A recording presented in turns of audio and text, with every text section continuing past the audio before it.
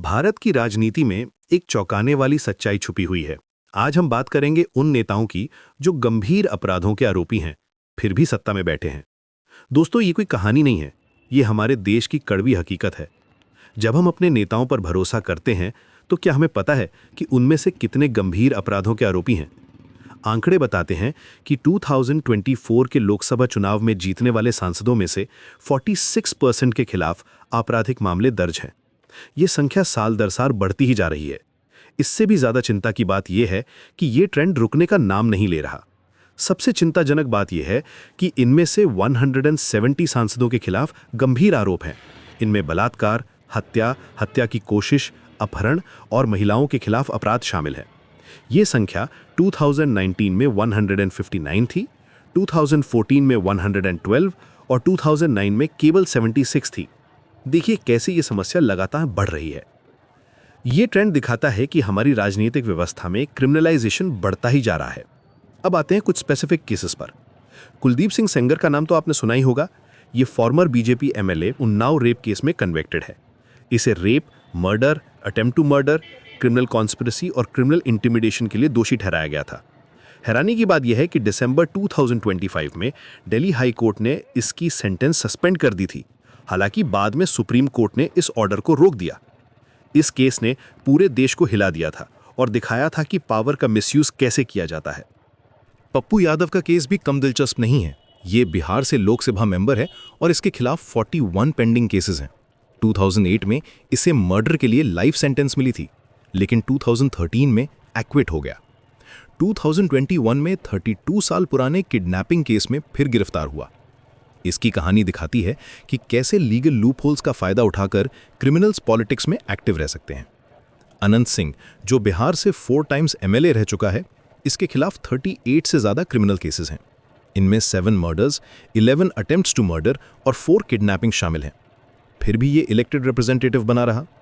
इसके केसेस की लंबी लिस्ट देखकर लगता है जैसे क्राइम रिकॉर्ड ही इसका पॉलिटिकल रिज्यूम हो। एसोसिएशन फॉर डेमोक्रेटिक रिफॉर्म्स की डिटेल्ड रिपोर्ट के अनुसार करंटली 151 सिटिंग एमपीएस और एमएलएस के खिलाफ महिलाओं के विरुद्ध अपराधों के केसेस हैं। इनमें 16 एमपीएस और 135 एमएलएस शामिल हैं। सबसे चौंकाने वाली बात यह है कि 16 सिटिंग एमपीएस और एमएलएस के खिलाफ रेप के चार्जेस हैं। ये फिगर सिर्फ नंबर्स नहीं हैं, बल्कि हमारी डेमोक्रेसी की गिल्टी मॉरल स्टैंडर्ड्स को दिखाते हैं। पार्टी वाइज देखें तो बीजेपी के 54 रिप्रेजेंटेटिव्स के खिलाफ महिलाओं के विरुद्ध अपराधों के केसेस हैं, जबकि कांग्रेस के 23 रिप्रेजेंटेटिव्स के खिलाफ ऐसे मामले हैं। स्टेट वाइज देखें तो वेस्ट बंगाल में 25, आंध्र प्रदेश में 21 और उड़ीसा में 17 ऐसे रिप्रेजेंटेटिव्स हैं। ये डेटा दिखाता है कि ये प्रॉब्लम किसी एक पार्टी या स्टेट तक सीमित नहीं है। यहाँ एक इंपॉर्टेंट पॉइंट ये है कि भारत में कन्विक्टेड क्रिमिनल्स इलेक्शन नहीं लड़ सकते, लेकिन जिनके खिलाफ केसेस पेंडिंग हैं या जो अक्यूज्ड हैं, वे इलेक्शन लड़ सकते हैं। 2003 में सुप्रीम कोर्ट के लैंडमार्क रूलिंग के बाद सभी कैंडिडेट्स को अपने क्रिमिनल केसेस डिक्लेयर करने पड़ते हैं, लेकिन ये ट्रांसपेरेंसी भी वोटर्स के बिहेवियर को चेंज नहीं कर पाई है। नॉर्थ ईस्टर्न यूनिवर्सिटी के प्रोफेसर निशित प्रकाश का एक्सटेंसिव रिसर्च बताता है कि कुछ स्टेट्स में ऑलमोस्ट 40% रिप्रेजेंटेटिव्स के खिलाफ कोई ना कोई क्रिमिनल एक्यूजेशन है। उनका कहना है कि क्रिमिनैलिटी ब्रीड्स क्राइम। जिन स्टेट्स में ज्यादा क्रिमिनल पॉलिटिशियंस हैं, वहाँ क्राइम रेट भी ज्यादा है। ये एक विशस साइकिल बन जाता है जहां क्राइम और पॉलिटिक्स एक दूसरे को सपोर्ट करते हैं। लालू प्रसाद यादव का एग्जाम्पल लेते हैं। बिहार में उनके रेजीम को जंगल राज कहा जाता था क्योंकि किडनैपिंग फॉर रैंसम एक बड़ा बिजनेस बन गया था। ये दिखाता है कि कैसे criminal politicians weak rule of law का फायदा उठाते हैं और पूरे सिस्टम को करप्ट कर देते हैं।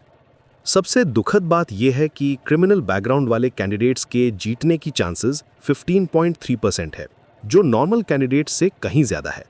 ये दिखाता है कि वोटर्स भी कभी-कभी इन कैंडिडेट्स को चूज करते हैं। शायद मसल पावर और मनी पावर का डर हो, या फिर ऑल्टरनेटिव कैंडिडेट्स की कमी। ये सिचुएशन हमारे डेमोक्रेसी के लिए एक सीरियस थ्रेट है। जब लॉ मेकर्स ही लॉ ब्रेकर्स हों, तो जस्टिस सिस्टम कैसे काम करेगा?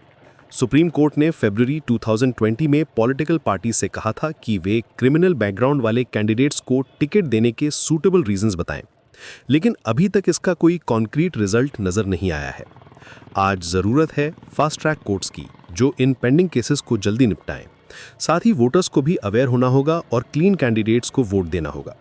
इलेक्टोरल रिफॉर्म्स की भी सख्त जरूरत है। जो क्रिमिनल पॉलिटिशियंस को सिस्टम से बाहर कर सके। तभी हमारी डेमोक्रेसी सच में स्ट्रांग और क्लीन बन सकती है।